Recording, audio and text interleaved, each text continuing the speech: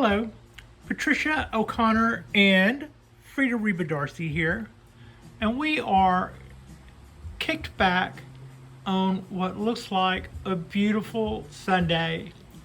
And for all of our hard work, I have to say this. I'm always going on about, our limitations and what it takes to have the trees that we would like to have and to keep them happy and comfortable.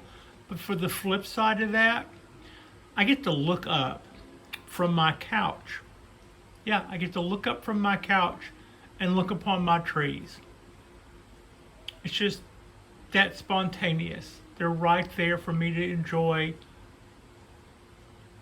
And that's nice. That is one thing that I really like about the setup that I have. Also, a few quick little wrap-up notes. In order to hang these lights, the rig that it came with would not compress smaller than, say, a foot. So they would be hanging down quite a bit lower. So I used part of their rig, and I utilized something called paracord, which is string, but it's not like garden string. It's rated at 100 pounds. Now, this is where the rigging person comes in. If you read the package on a string, it will tell you what it is rated at safety wise, and that should have a safety factor built into it. So if it says 100 pounds, it should be a little more than that. Now, what they don't tell you is that any knot that contains a half hitch, and most do, is basically a piece of rope leveraged against itself. So whenever you read on the package that something is good for 100 pounds or 96 pounds, whatever it says, 74 pounds, you just see all these different ratings. Multiply that by half if you're planning on putting a knot in it, which is what you primarily use ropes for, is to tie knots in them to tie up things. So basically that is saying that 50-pound, that 100-pound test line is now a 50-pound test line, holding up these 30-pound lights. But you can also, if you're ever concerned about that, you can double a line. You can like run out two strings, tie them together, and you can increase the tensile strength of a piece of string that way, or you can make it longer and double it back on itself multiple times. Same with chain. So yeah, also, when I watched my completion video, and somebody even mentioned this, they were mentioning nicely how they had some of their trees that have to come inside for 3 or 4 months a year because of winter. Yes, that is a very, very good point. I do realize that people, we all live in different climates, and it wouldn't pay to have your cactus outside in Nebraska. So, and to that end, this little guy here, my Boganvilia, this one and this one, I am double excited about those because this winter I'm thinking that I will get to bring those two guys in. Although between you and me, the winter here isn't hard enough to kill a tropical plant in the bay anyway. Those two Boganvilias sat perfectly fine in a planter out here on the porch for 2 years. But as bonsai, I finally get to bring them in. So no, I'm not meaning to sound like I'm hating on people keeping their trees inside. I absolutely know that that's necessary from time to time. I just, if anything, and what I haven't really said it right, is whenever you go to a store or something where they sell, like the box bonsai tree store, there seems to always be a category called indoor trees. And I don't think there is really a tree that would prefer to grow indoors over its own environment. That's kind of what I meant to say on that. So yeah. But Also, I'm glad to be done with this part of all of this. I'm really happy with the way it came out, but focusing on things other than trees are not as much fun for me, even if I even as I plow through it. But I think this all turned out pretty well, and I've been having a couple of little hiccups with my timer, but that's more about a little teething problem having to do with the extension cord I'm using. It had one of those plugs that you can plug flat against the wall, which doesn't like to plug into the timer, which is flat against the wall. I know you probably can't picture what I'm saying, but aside from that, everything is clicking right along. Somebody else pointed out that I may have a problem with these in winter. They're covered, and I don't really think that'll be an issue. If I do ever see that water is blowing in on them, it wouldn't be a lot of trouble to fashion a rain hood over these.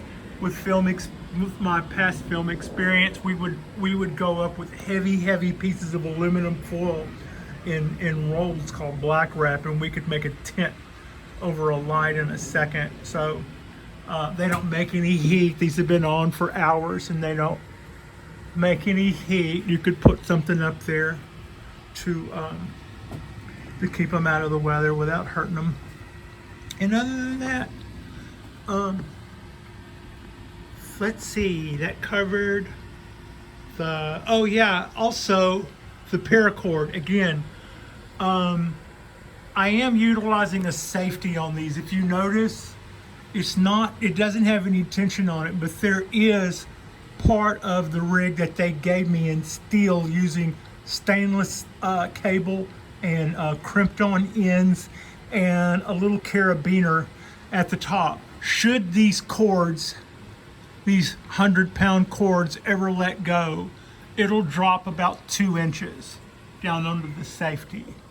So, aside from that, my one and only little tune-up that I've still got ahead of me is from the first time I hung this, that pole leaned that way, and I would fix that with a strap running across the back of that board. But you can't put a strap in there if you can't hammer in nails here, and there's not enough room, and I don't want to take all that out.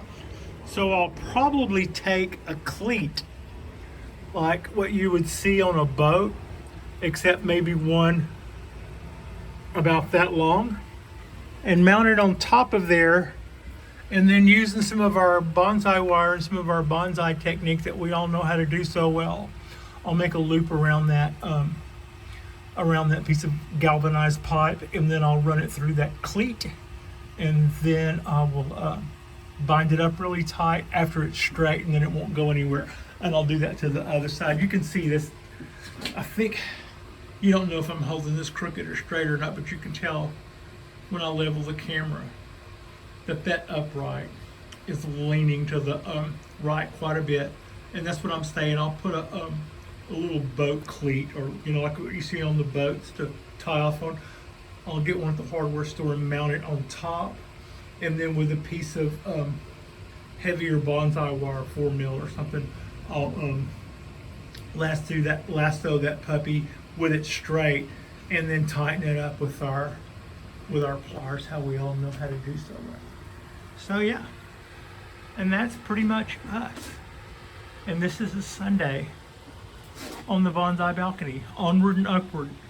And now back to more stuff with the trees. I had mentioned earlier that I did have a couple of more surprises.